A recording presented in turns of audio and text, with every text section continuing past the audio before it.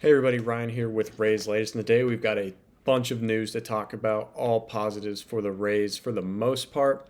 So we're just going to dive straight into it. We're going to talk about Wander Franco's trial in the Dominican Republic that we've also been familiar with, kind of how that's all transpired. And truly, he's never going to play another inning of Major League Baseball, in my opinion. I don't think he ever will. I think it's going to be kind of one of those Trevor Bauer situations, but I think this is a lot worse, where he's kind of blacklisted from Major League Baseball, even if he does get proved innocent, like Bauer was.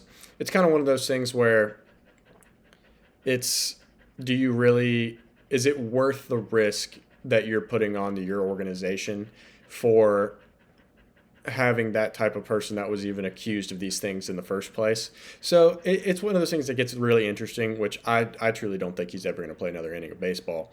But the his attorneys were having his June conviction, trying to push that out um, for abusing a minor and kind of getting 2 year sentencings overturned. And prosecutors are kind of sought an extended sentence toward upwards to 5 years.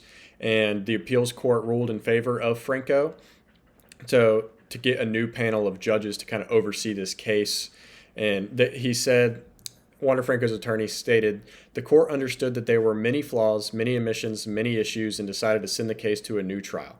So we'll see where it goes, and it's all of new judge, new jury, new trial, new everything. And the prosecutors, from what I'm seeing, is they still really believe in all the original evidence. And apparently, from what I'm reading from Franco's court, is that they all believe in the original evidence as well, as that it's none of it's real and it's all fake and made up and all of this. So we'll see where that ends up. But I mean, I just truly, even if he is innocent, from a Rays perspective, he's not playing. He's not putting on a Rays uniform ever again. And I think getting his contract off of whatever payroll that he's supposed to be paid this year and kind of get that out is step number one, in my opinion. And him being kind of on the exempt list, Major League Baseball, I think that his payroll is not going to be against our his contract's not going to be on our payroll this year like it wasn't last year. So we'll see where that kind of goes. But he's never going to play Major League Baseball again, in my opinion. And I don't think that he should. And I think that kind of from what I've seen, I mean, obviously everybody's innocent until proven guilty. But just based on some of the things that I've seen, it's just interesting to me. I'll leave it at that. It's just interesting, and it's kind of it's up in the air to where I think the court's going to decide. I do think I think he's going to not get away with it. Rather, let me rephrase that. I think he's going to get off of without having to go to prison. In my opinion, I think it's going to be one of those pay a fine, maybe community service, something like that. Something along those lines is kind of where it's probably going to end up. But we'll transition away from Franco here, and we're going to talk about the draft lottery that happened yesterday. Tampa Bay Rays had a 3.03% chance to get the number one overall pick. The Chicago White Sox had the highest overall percent chance, about 27% to get the number one overall pick. The White Sox did end up getting the number one overall pick. However, the Rays ended up getting the second overall pick, which is fantastic. And just kind of viewing these prospects, it's no Skeens Cruz kind of just, oh my goodness, like you can't miss in the top three kind of thing. But it's a great class. I mean, you got Rock Chalowski from UCLA, Justin LeBron, Drew Burress, Grady Emerson. You've got a bunch of really kind of talented names at the top of that list. And I think it's one of those where it's going to be shortstop heavy. And I think you're going to see three of the top five picked is, I think, LeBron, Emerson, and Chawalski. They're all going to be top three, top five picks, in my opinion. And ideally, if the White Sox pass up on Rock, which I don't think they will. I mean, obviously, the college season's still got to play out, and he could take a tumble. But I liked seeing Justin LeBron on there. He's a really good player. I've had the pleasure of playing against him multiple times. I played against him as a true freshman. He was one of the best true freshmen we've ever seen. Drew Burress, another fantastic freshman year. kind of followed that up with a great sophomore year. And I think in Burris's case, it's from a freshman year being that good, it's really kind of hard to maintain doing that. And I think he did just that. He played fantastic last season. And then I think the pick that the Rays are going to take is, which is always interesting, and we always do it. We always take the prep route, and we always get a high schooler. But I think Grady Emerson is one of those players where you just can't not take him at that slot, just from his upside. He's only 17, and he kind of measures in it as above average or almost near plus at every tool on the field. So seeing he's 6'2", he's a left-handed hitter, left-handed hitting shortstop.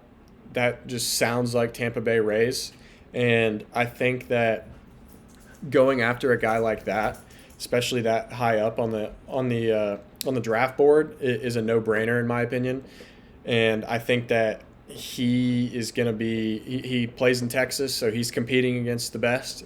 He's proved himself every step of the way so far, and I know there's obviously another high school season for him to play, and kind of a little bit of a travel ball circuit in May and June. But I think that he's proved himself, and I think that that's kind of the big selection that we should kind of start focusing on, is possibly going the prep route again. But I do think Grady Emerson's kind of that guy, and if not, Justin LeBron is a fantastic player. He's just got that. He steps on the field, and it's, I don't want to say aura, but he kind of like, he steps on the field. He's a commanding position at shortstop. Like, you look out there, you're like, that guy's a ball player. Like, that guy's really good. And I think from kind of just me being able to see him play firsthand in person multiple times, he's an unbelievable talent. And I think that kind of going after a guy like him, possibly, if Emerson's taken 1-1, I wouldn't be opposed to that either. I think him and Rock are both fantastic, and I think that you kind of can't miss either way with those guys, in my opinion. So we'll see where they go with that, but the Rays do have the second overall pick in this upcoming June draft, which is really exciting. And now on to the biggest news that everybody's kind of looking at, starting pitching. And I know it's kind of weird. Steven Matz, 2-year, $15 million contract, $7.5 million a year. It's interesting to see kind of where he is from a starting pitching perspective. Last season, he pitched in 32 games and only started 2 of them.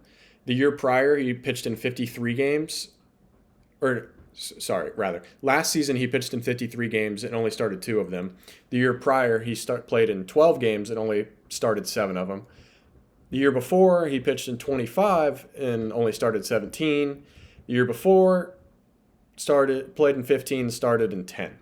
So, and earlier in his career, he was a starter from the first 5-6 years of his career. So he's kind of transitioned away from being a primarily starter only. But the thing that makes me think that he's going to be a primary starter only for the Tampa Bay Rays is the contract. Now, I think the reason why I say that is because I don't think that the front office is going to be giving $7.5 million to a reliever right now. And I really don't think that they would kind of go after a guy like this if they don't see him as a starting pitcher. And obviously he can do it. He started games last year. So it's interesting to see kind of where he kind of lines up, but I fully believe that he's going to be starting pitcher 4 or 5 this year. Probably 5, depending on if we get Hauser or Littell. But this signing kind of leads me away from another starting pitching signing.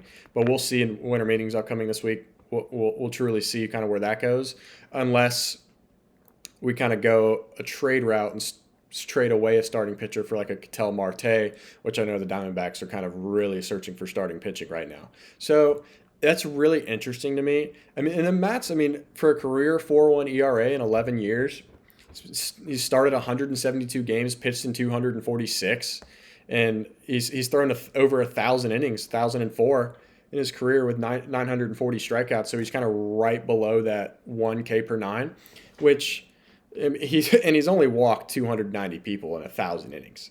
You can't ask for much more out of what we're looking for, and that's inning eaters. And that's what we've primarily been looking for is a back end starter that can come in on a fourth or fifth day in the rotation and throw 6, 7, 8 innings. And I think that's exactly what you're going to get out of Steven Matz. And I think he's a contact pitcher. He's going to work through games pretty quickly if he kind of keeps soft contact, not giving up barrels. So I'm intrigued to kind of see where he goes with that. And he doesn't give up really many homers either. I mean, he only gave up 4 homers last year in 55 innings. The year prior, he gave up 11 and 76. So it's not like crazy homer off the chart, just hard barrel contact. So I really do like the signing. He's a veteran pitcher. He's been there, been in the league for 11 years.